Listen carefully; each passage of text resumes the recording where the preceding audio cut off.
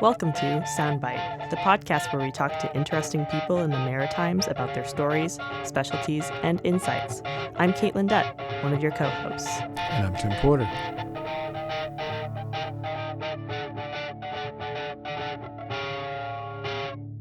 Well, hello, friends. How are you?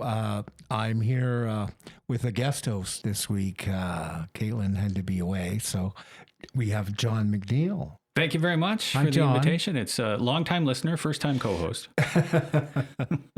Now, John's had a little experience on the radio, so he's we do expect a lot here from John. I know you're going to do a great job filling in for Caitlin. No so pressure. Thank you very much. No pressure. Well, Caitlin, it's big shoes to fill coming in for Caitlin.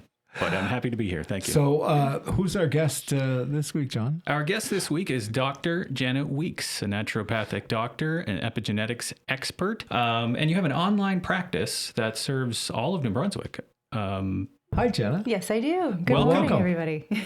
Thank you for having me. It's a beautiful day to be here. Well, tell us about your practice. Okie dokie. So I think the thing that most people are actually curious about is, what is a naturopathic doctor? Yes. Right? What is that? I think some people have some idea, but they really don't know. And so I like to clarify, especially here in New Brunswick, because in New Brunswick, someone can do a 6-month course online in naturopathy and then hang their shingle out and bill through insurance, because there's limited regulation here in New Brunswick. So as a naturopathic doctor, we've done 4 years of undergrad in sciences, and then we've gone to a school either in Toronto or out west or in the States. I went to Vancouver, and we've done another 4 years in postgraduate studies, and we actually have a DR in front of our name. We have graduated with a doctorate. And we do also bill through insurance. And what we do, people say, well, what's the difference between you and a doctor? Well, we like to look a little bit deeper. We like to see what's underneath. Why is something happening in the first place? Is there a root cause? Is there a reason? Can we address it? And can we find out and kind of act preventatively to help people find resolve with the health issues that they're having? And why did you choose to go that route? I think it chose me. Okay, yeah. I think it chose me, and I see that evidenced all along my path. I remember being 7 years old and staring through a field of grass, and I remember thinking, looking down at the city below, and I said, man made that, but God made this grass, and nature is teacher. So right. I thought, what can I learn from nature about how to be a human on this planet? Because it's a self-sustaining ecosystem. Our bodies are a self-sustaining ecosystem. So nature must be teacher, not man. Yeah. Right?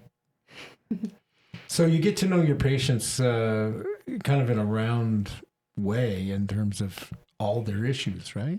Absolutely. I think the thing that stuns people with naturopathic practice is that my patients come to me because they're like, my doctor just works with me in silos.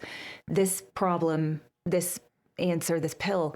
And they often say, I want someone to look at me and see that pain in my pinky toe and the pain in the left side of my head and my right pain in my abdomen are all connected. They're not disconnected because the body is a full system. So they are all connected usually.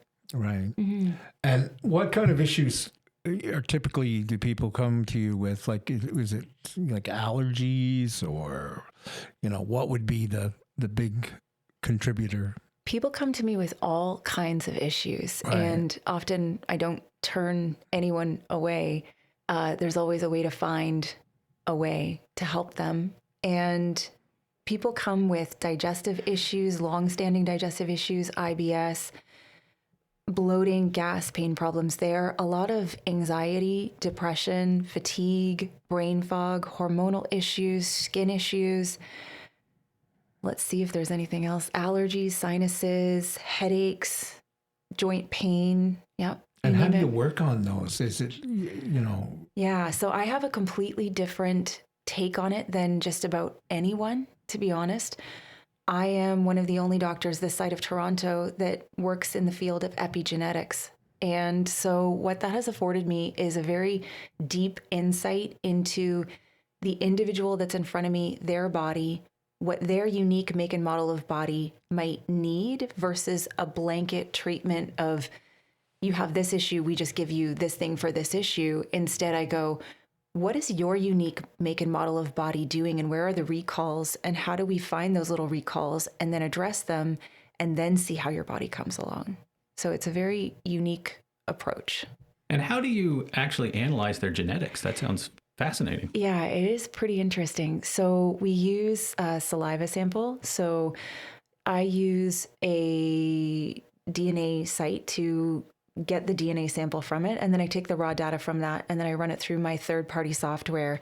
And then that gives me a bit more of the backstory on their nutrigenomics so I can see what's going on. So I'll give you an example. Say someone came to me and they had skin issues. They would maybe have acne, psoriasis, dandruff, these sorts of things. And if I look in their genetics, I can see, oh, you actually have a vitamin A gene mutation.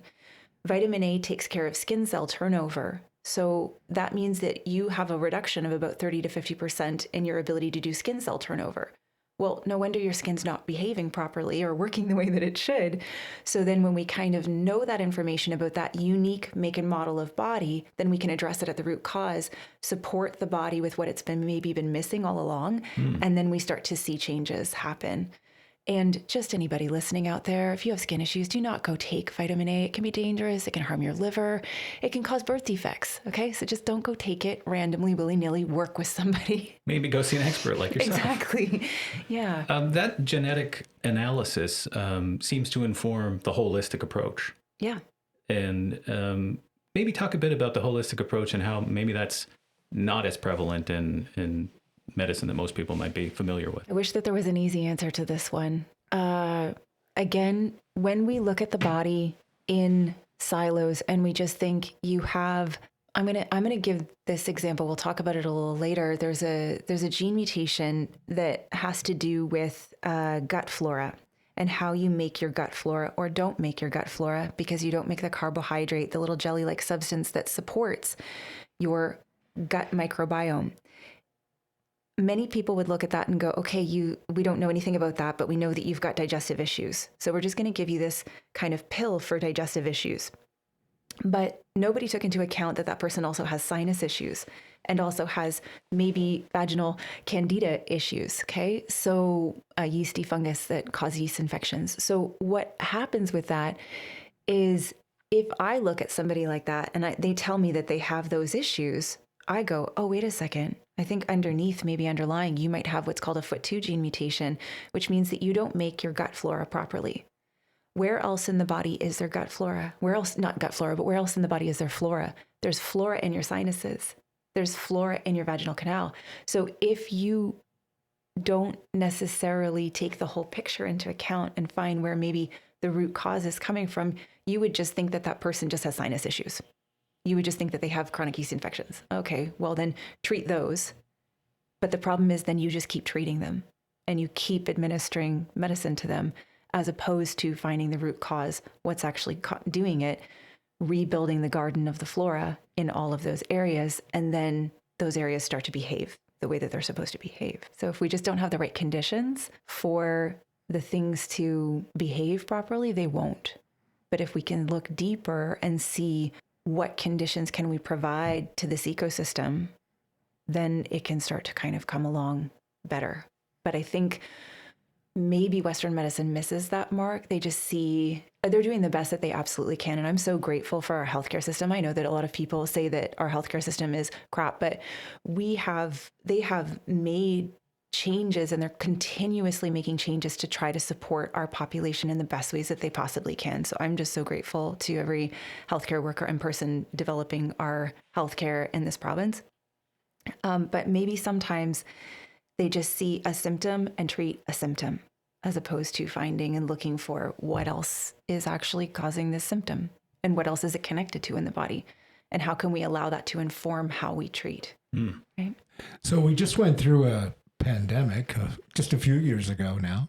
Are people still living with the effects of long COVID? Big topic. So Yes, absolutely. People are living with the effects of long COVID. I've seen a lot of people in my practice with long COVID. I've helped a lot of people in my practice with long COVID. There are definitely ways that we can facilitate the body working with the viral load that comes from that. So we definitely have ways that we can kind of support people with long COVID. Yes. Yeah. And your practice, has it grown as a result of that, or? I think it's just grown as a result of that and everything else and everything I do to help people. So yeah. Yeah. And you're all around New Brunswick. You work online, you say? I do work online, yes. Yeah. So I serve people all over New Brunswick. I feel very blessed to do that because I have a lot of patients in remote areas of New Brunswick that wouldn't Sure. otherwise have access to healthcare. Yeah. So some of the islands around our province and some places up north. And yeah, so I feel very blessed that I get to serve. People ask, why don't you work in person? And I say, well, because I get to actually serve a lot of underserved populations. Right. Yeah. And is acceptance growing in your profession? Yes, absolutely. Absolutely. It's we're becoming more in demand. People are starting to see they don't just want a pill as a solution necessarily. They want to know why something's happening, and they want to have their doctor work with them to help educate them on their bodies and how to best support their bodies as a whole in general. You mentioned there about people maybe hoping to have a magic pill or something.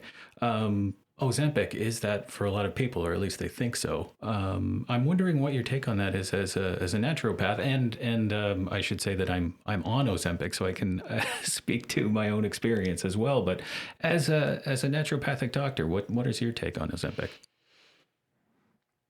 I have a lot of thoughts on Ozempic. It's interesting because in the field of epigenetics, we see that different things are passed down to different generations. You can see epigenetic markers come from parents and grandparents being passed down. And I do think that there is a way in which our society has maybe passed down genetics of weight issues, right? And so sometimes those weight issues can be really stubborn. And so sometimes you do maybe need something to help facilitate that. I do think that underlying that, though, there is not quite enough education on how the body actually works and how to ignite your body's own metabolic pathways to function for you. So I don't love that it's masking that deficit in our society. Yeah. How do you address it?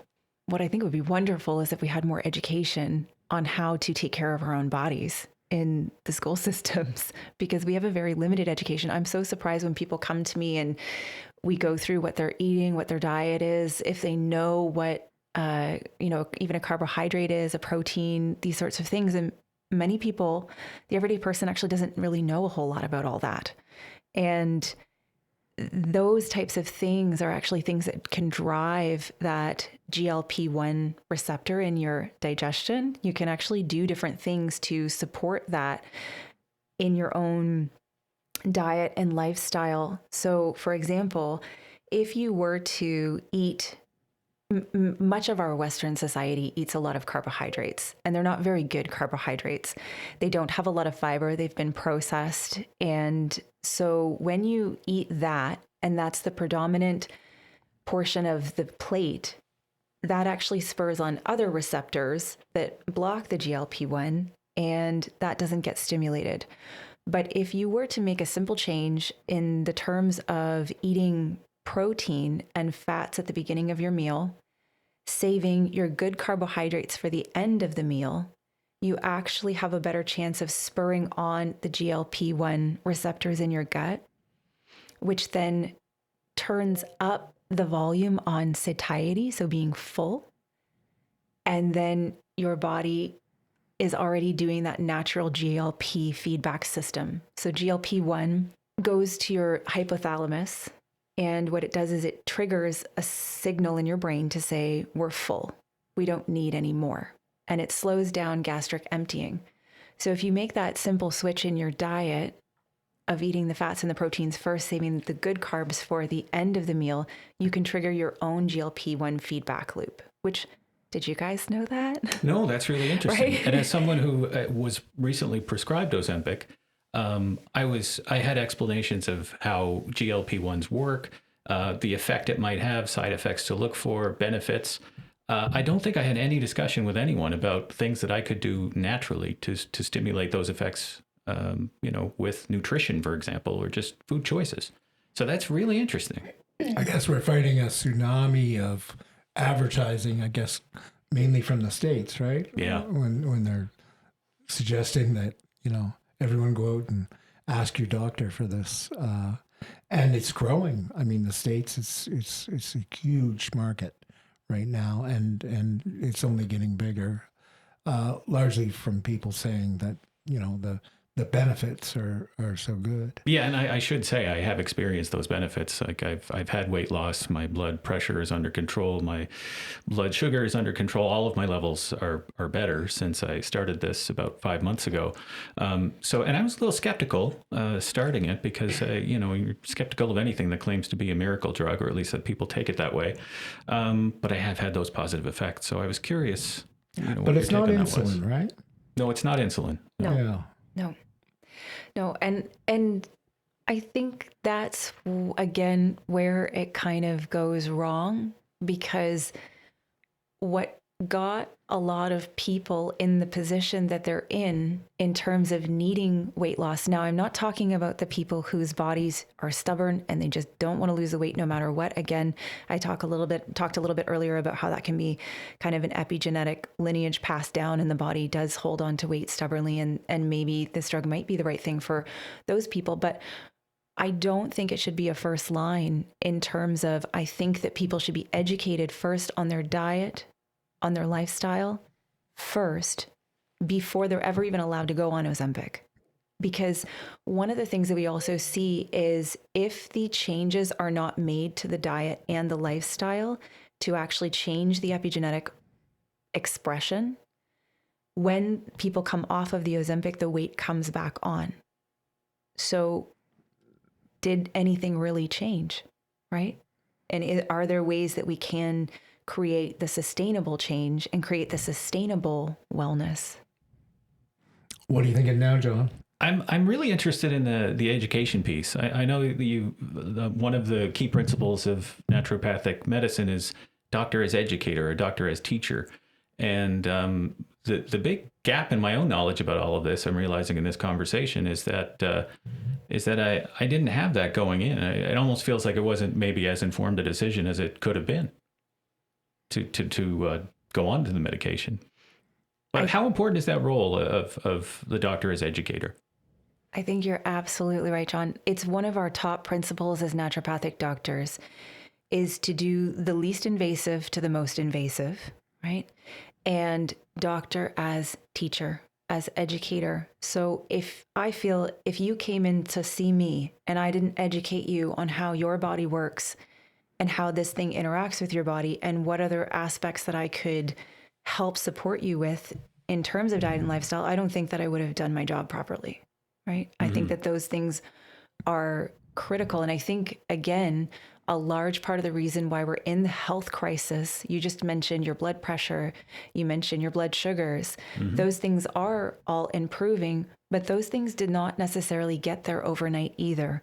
It's a lifetime of not necessarily knowing what the proper fuel is, how much, when to put in the body. Right? It's the same as if you were to go to a gas station and you had a diesel running car and you put regular gas in there. You're going to stand there and go, the car's not working. Okay, well, let's give it this other thing to try to make it work. But you didn't address the fact that you put the wrong gas in there in the first place. Mm-hmm. So when we put the wrong gas in the body in the first place, of course, the body's not going to work the way we want it to work or how it's supposed to. And unfortunately, in these countries, we have been educated based on our taste buds that were by companies that have designed things to make us addicted to different foods that are not healthy for us. And so we need to also look at that and go, yes, the Ozempic works. Yes, it does what maybe it's supposed to do. But how did we get to this place in the first place? We have to walk our steps back, and we have to correct them. We're in a society where all of our food is processed, and it's very difficult to, for a lot of people to find whole foods and to eat appropriately. In your case, John, was it your idea to go on, or was it your doctor's? Well, I've been diabetic or diagnosed diabetic for, it was about 8 years ago, I guess. So I had been on various diabetes medications like metformin, not insulin, but metformin and blood pressure medication and a few others. And the doctor just, he suggested it. My doctor did. Right. He said that, he'd had a lot of positive impacts with other patients, and that it helps lower all of those levels, and that I should give it a try. I was hesitant, somewhat because I'm hesitant about taking things I don't know much about anyway. But so I looked into it. I talked to a pharmacist friend of mine because she had said a large number of patients that she sees were on Ozempic or were just getting onto Ozempic. So she had a lot of knowledge about it, and she said it's undeniable that all of those levels will come down, and that I should try it out. So I weighed all of that and did try it out, and as I said, all the levels have gone down. Everything has improved. But I really do understand your point about it not addressing the root issue, which is how I got to that place at all. I don't think most people who are going on Ozempic are thinking about how they got there. But that's a really food for thought. Well said. Well said. It is food for thought, and it is understanding that there's no shame in it. It's understanding that we have not been educated about any of this stuff. In fact, my own self, when I was 19, I was a gymnast earlier in my life, and I used to eat Joe Louis and pizza pockets. And one day I prided myself on drinking 6 Country Time lemonades with, 50 grams of sugar in each. Now I realize. Wow. But I didn't know anything about that when I was younger. And so when I was 19, I actually ballooned up and I gained 70 pounds. And I was a gymnast and I wanted to be on top of this pyramid in a yoga class. And they were like, no. And I said, why not? And he goes, well, because you're overweight. And I said, I'm overweight. I didn't even realize I was overweight. Right. And that moment changed my life forever. And I went to the library and I was actually living in Hawaii at the time. And I took out every book from this small little library. There was about 15 books. And I spent an entire month with those books, learning everything I possibly could about the body, how to fuel it, how to lose weight, how to treat your body. I didn't really like any one approach. So I created my own approach, and I call it the balanced plate method. And within 3 months, I lost all the 70 pounds and I never gained it back. And I teach people this now. And one of the main things that I find so fascinating is when I work with my patients on this, I ask them, if I was to say a carrot, what category does that fall under? Is that a vegetable? Is it a protein? Is it a carbohydrate? Is it a fat? If I was to ask you both this, what would you say it is? Well, I would say a vegetable, but I think maybe you're baiting me. Exactly. Right? And if I was to say green beans, where would they fall under? Vegetable. Right? And what about squash? Probably a vegetable. Probably a vegetable. So, doesn't that have a lot of carbohydrates? You are all not wrong. And anybody listening is not wrong. Okay? So there are vegetables that spike blood sugar, right? And so I'll give you an example. When you go to turkey dinner and you've got your potatoes, those are carbohydrates. Yes. And then you put on your plate, you're like, oh, I'm going to have some vegetables. And you have some peas and you have some carrots, right? And then you also have some dressing. So the peas and the carrots are actually carbohydrates, and the dressing is a carbohydrate. And then you've got the potatoes, and then you thought, okay, I'm going to get some more vegetables. I'll put some squash on there too. That's actually a carbohydrate as well. Your body can only handle a roughly 30 grams of carbohydrates in one sitting before it goes and parks that somewhere else in your body and causes the alarm systems to go off in your system. So when you ate that turkey dinner and you ate those 5 different portions of carbohydrates and then put some pumpkin pie on top of it, that about 6x the carbohydrate load in your system. And then your body goes, I can't deal with this all. I need to pump out a whole bunch of insulin to deal with it. And I don't have anywhere to store this. So we're going to store it and park it as fat, right? So that's fine if you do that once a year, twice a year, turkey dinner. But people are doing that every day and not realizing that they're overburdening and overtaxing their system. I'll give an example.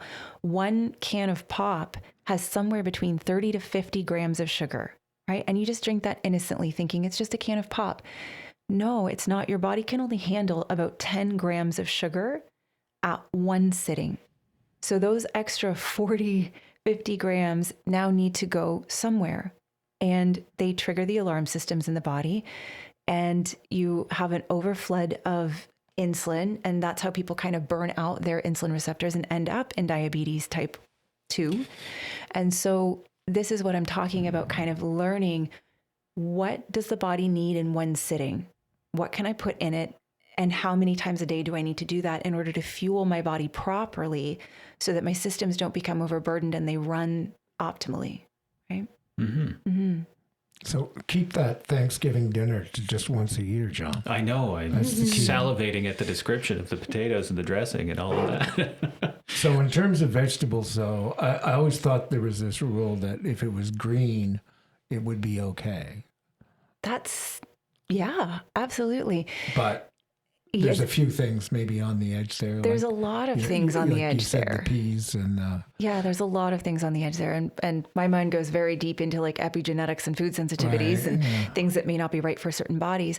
But no, it's not necessarily if it's green that it's good. I actually come from the approach of, if a vegetable doesn't spike your blood sugar, then it is the prime seat on the plate and should be taking up at least 70% of your plate. Okay. Right? So what are the good ones? Your great ones are dark leafy purple lettuces, dark green lettuces. I don't fancy kale and spinach as much as I used to because there's talk of oxalates, things like making crystals in the kidneys. A lot of people will put a lot of kale and things like that in smoothies, and I say dark purple leafy lettuces instead. Your tomatoes, cucumbers, peppers are actually thermogenic, so they help to spur on metabolism in your body. Oh, tomatoes. Yeah, peppers. I didn't know. Oh, I thought you said tomatoes. Yeah, so red, yellow, green, orange peppers. Yes. Yeah. So they actually spur on your own natural body's ability to increase your metabolism. I see. Right? So there's all kinds of ways to use food helpfully, not harmfully. Unfortunately, most of our society uses food harmfully, has too much of the wrong things. That's another thing I wanted to kind of mention, was that there's ways in which you can work with your own gut microbiota and your own fibers. You can increase your fibers in certain ways. And whenever anybody thinks of fiber, they think of like Metamucil, or they think of the brand cereal that you can eat. And you can use those. But there are ways to actually spur on what are called your short chain fatty acids. Okay, so your short chain fatty acids are the one, like if I said, please go over there and turn on that light switch, you would turn on the light switch. So your short chain fatty acids are the things that actually turn on the light switch of your own GLP-1 receptors in your gut. So there are ways that you can eat certain fibers and resistant starches. So it's not as complicated as it sounds. You cook some potatoes, you cool the potatoes, you can reheat them the next day and eat them. And what that's done is it created a resistant starch in that potato that then goes on and spurs your short chain fatty acids, butyrate and propanoate. And then those short chain fatty acids go and sit on the GLP-1 receptors and turn them on to create more satiety in your system. So there are actually natural ways that you can spur on your own GLP-1 receptors. And not just food choice, but like the preparation matters in what you just said. Why do you think we don't learn this growing up? Oh, that's a really nice, deep question, isn't it? Huh? Wow. Imagine a society where we were actually healthy, where we actually were well and our minds worked well. But unfortunately, I think that people who are not well are a lot more easy to control, right? It's just a lot easier to move the pawns around when they're kind of sluggish and not really, awake, right? Are they a patient or are they a person, I guess? A lot of cases, doctors just see patients, right? That's right. Mm-hmm. So what about the evil, dreaded meat? Are we okay with eating meat? Oh yeah. Oh yeah. Yeah. So I don't actually think that meat is a bad thing. I was thinking about this morning as I was preparing to come and talk here. And I was thinking, a lot of times when it comes, I call it the vegan phenomenon, is, I love you vegans out there. Don't take this badly. What I mean by this is people will actually not eat very well. They'll be eating McDonald's. They'll be eating really bad meat. They'll be eating, chips and this sort of thing. And then they will turn vegan. And all of a sudden, they actually have a whole greater spectrum of fruits and vegetables and plant-based things in their diet. And they think, eureka, my body feels so much better. But I always wonder, well, what would have happened if you would have eaten high quality meat and just added all that fruit and veggie in there? You probably would actually find a similar hallelujah to what your body's feeling, right? And how do we feel about this Beyond Meat? What do we think of that? That's beyond me. I know my wife was eating that for a while, and then she just decided to stop. And she'll eat the occasional hamburger, but it's. I guess it was very fatty and salty, I think, and so all kinds of issues. Here's the kind of fun thing we do as humans. I don't know why we do this, but you can see it evidenced in how we cut down beautiful nature that sustains our life, trees, the things that give us peace. We cut it down and then we try to shape it and control it, and we put concrete there and we make it in straight lines. When you go and look in nature, nothing is a straight line. Yeah. Why are we doing that? That's so weird. So when it comes to how we work with the human body, there is this control mechanism that we like to employ. And what that does is it leans us to an extremist perspective. So we end up going one way or the other way. I want to be just on Beyond Meat. I want to eat just carnivore. I want to do just fasting. I created the balanced plate method because the body functions best off of balance. So it's not just one way or the other way. It's the spectrum, and the spectrum within moderation, right? Are you fighting a lot of trends like that? Absolutely. Yeah. As soon as a trend comes out, right, it's like fasting is the biggest thing right now. And people say, well, what do you think about fasting? Should we fast? Can we fast? Do we fast? And I'm like, I don't think that everybody should be fasting. I don't think that it's a panacea for everyone. So I see a lot of patients, and I will assess them. And if I look at them and I think you're in a deficiency state, you're not in an excess state. You don't actually have any business fasting because you're already in deficiency. Why would you put yourself into further deficiency? That's not what we need to do with you. We need to build up your body, build up your system, build up your resources. And I would say that that's 40% of the population. So why are those people fasting? I don't think it's a good idea. Yeah. Well, you see it like, I remember the Atkins diet, where Right. Yeah. it seemed to work for, some people for a few months, but then. Yeah, I had a friend who lost about 50 pounds eating bacon and eggs. Right? He just ate bacon and eggs all the time. Yeah. Didn't seem like the healthiest thing to me, but. Right. No, because the body needs balance, and it needs the fibers and the things to clean out the cells. Your actual fruit and vegetables go and clean out the cells. I kind of say to somebody, imagine a drain in your body. Imagine your sink. And imagine if you just put white, starchy things down that sink without water. It'd be very hard to get them to go down the drain. Imagine if you just put greasy, fatty things there without anything to help increase the water and the scrubbiness of that going down. But when you add fruits or vegetables to it, that starts to help clean that drain. So that's kind of how your cells are. That's how your digestion works. So we need, not just for nutrients, but those fruits and vegetables add fiber and scrubbiness to clean the inside of the intestines and clean the inside of the cells. It's really important. Yeah, that's a really interesting way to visualize it. It all goes back to education, though, doesn't it? I mean, to visualize it is to see how it works in your mind and to understand it. And so really education is prevention. It really, really is. Absolutely. Education is prevention. Yeah. That's a really, really good observation. Yeah. Is that what you're going to end with, John? Is that the big finish? I guess that's the big finish, yeah. Yeah. But I'm bumping. Yeah, that's what I was thinking. We should have a drum roll. Yeah.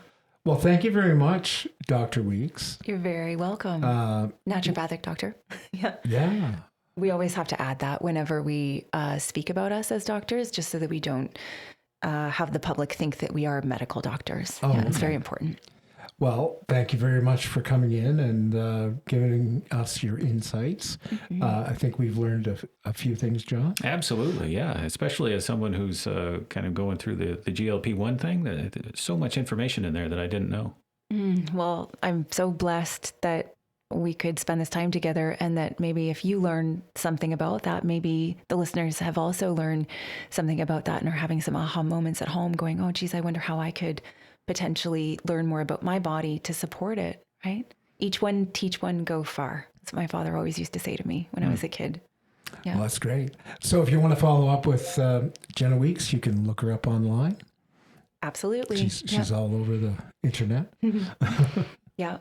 You can find me on Instagram at dr.jenna.nd.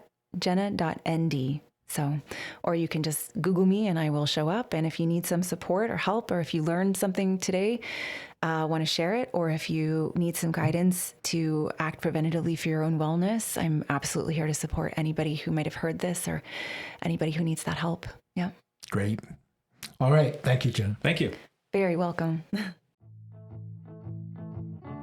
Thank you for listening to Soundbite, a production of Porter O'Brien and CHSR 97.9 FM. Special thanks to our podcast host, CHSR, our sound editor, March Rojas Velasquez, as well as Adam Porter, who provided our theme music. You can find all our episodes on Spotify, Apple Podcasts, and YouTube Music under Soundbite. You can also follow and support us on Facebook, Instagram, and LinkedIn at Soundbite Podcast.